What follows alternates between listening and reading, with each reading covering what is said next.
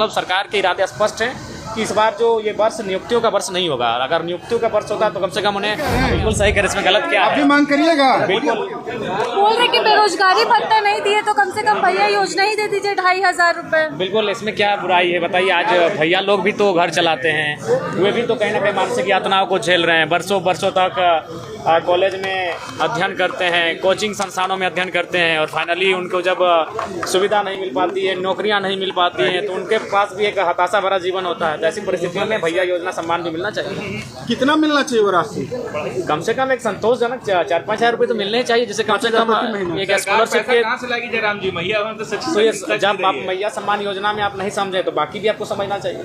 देखिए, मैंने पहले भी कहा, आज भी कह रहा हूँ कि ये जो बजट निसंदेह जो सरकार का एक योजना था मैया सम्मान, उसकी भरपाई हो जाएगी, चूँकि लगभग बजट का 9 से 9.5% उसी में भुगतान किया जाएगा। और इस बार कृषि के लिए भी अच्छा बजट आया है। लेकिन ओवरऑल अगर नौकरियों की बात करें, नियुक्तियों की बात करें, तो स्थापना मद को आप देखें, उसमें विशेष बढ़ोतरी नहीं हुई है। इसका मतलब सरकार के इरादे स्पष्ट हैं कि इस बार जो ये वर्ष नियुक्तियों का वर्ष नहीं होगा। अगर नियुक्तियों का वर्ष होता तो कम से कम उन्हें अपने स्थापना मद की जो राशि है उनमें बढ़ोतरी करने की आवश्यकता थी।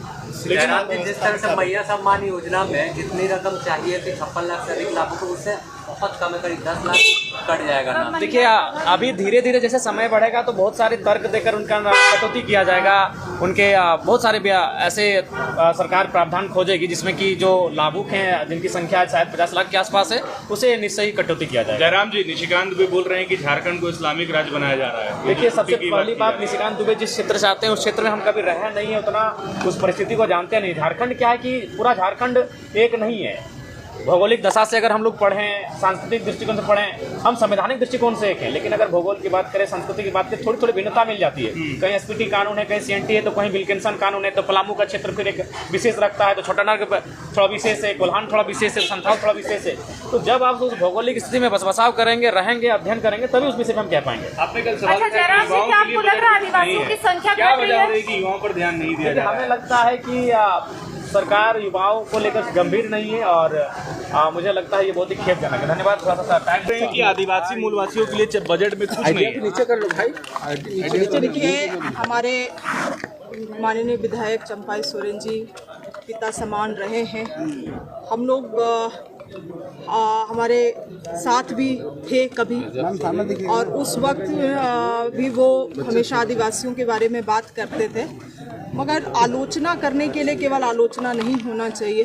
हमारे बजट में आप विशेष रूप से देखेंगे तो महिलाओं के लिए, महिलाओं को, गरीबों को और साथ ही साथ किसानों को और यहाँ के आदिवासी मूलवासियों के लिए ही सारी योजनाओं को और सारे बजट को डिज़ाइन किया गया है। मगर हम समझ सकते हैं अब वो विपक्ष में हैं तो उनको आलोचना भी करना पड़ेगा, मगर आलोचना केवल आलोचना करने के लिए नहीं होना चाहिए।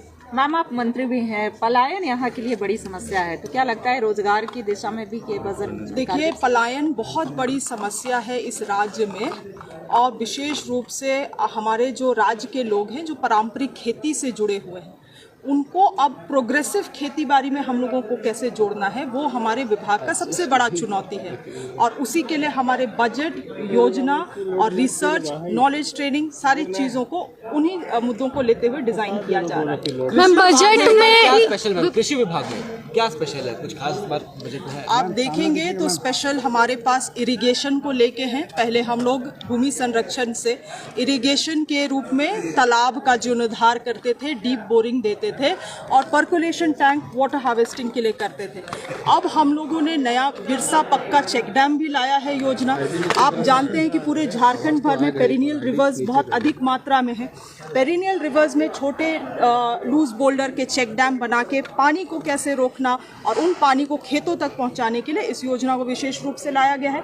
एंटरप्रेन्योरशिप के लिए वैसे एग्रीप्रेन्योर्स, वैसे प्रोग्रेसिव किसान जो एक तरीके से जीडीपी में वैल्यू ऐड कर रहे हैं, उन लोगों को हम लोग कैसे आगे बढ़ा सकते हैं, उनको कैसे आर्थिक सहयोग कर सकते हैं, वो भी हमारे पास स्कीम है। आप देखेंगे कि बहुत सारे अधिकतर दीदियां फेडरेशन से, समितियां से जुड़ के पोल्ट्री में बहुत अच्छा कर रही हैं, पशुपालन में बहुत अच्छा कर रही हैं, उनके लिए भी योजना है। तो निश्चित रूप से जैसे मैंने पहले भी कहा था, जो चीज़ें हमारे विभाग के लिए पूर्व में अच्छा काम की हैं, उनको हम लोग और भी वृहद स्तर पे करने वाले हैं। कांग्रेस कोटे में बहुत कम राशि देख रहे हैं, सत्ता पक्ष तो कह रहा है कि बहुत ऐतिहासिक बजट है, बहुत बड़ा बजट है। इतना बड़ा बजट आया नहीं था अब तक झारखंड का।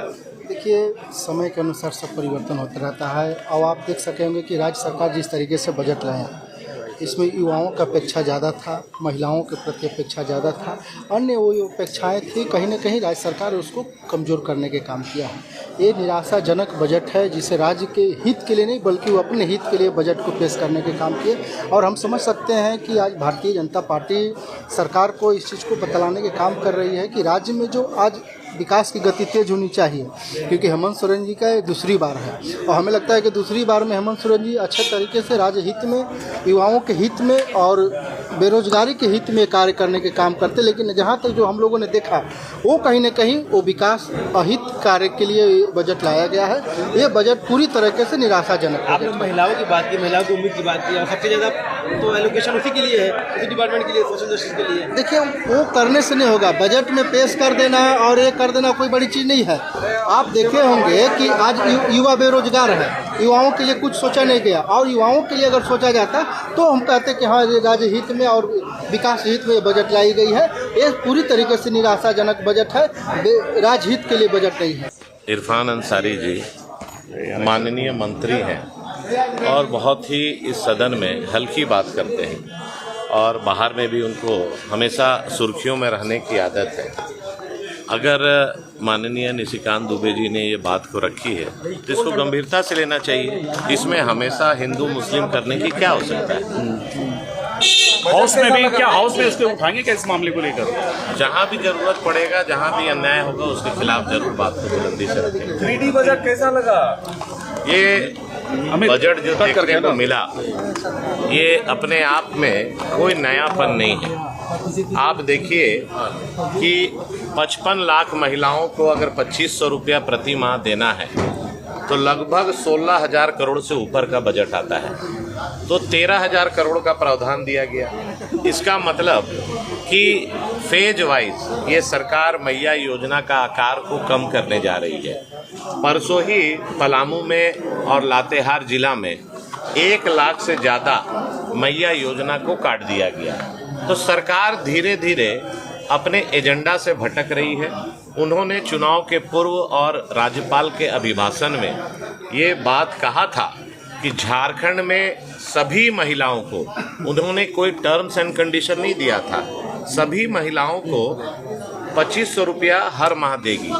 अब आप देखिए कि चुनाव के बाद अंचल कार्यालय में, बीडीओ ऑफिस में महिलाओं का लाइन लगा हुआ है और फॉर्म भरने के लिए लोग वहाँ पर लाइन में सुबह से शाम खड़े हैं। तो सरकार को इस बजट में बताना चाहिए था कि जो महिलाएं छूट गई हैं, अतिरिक्त में और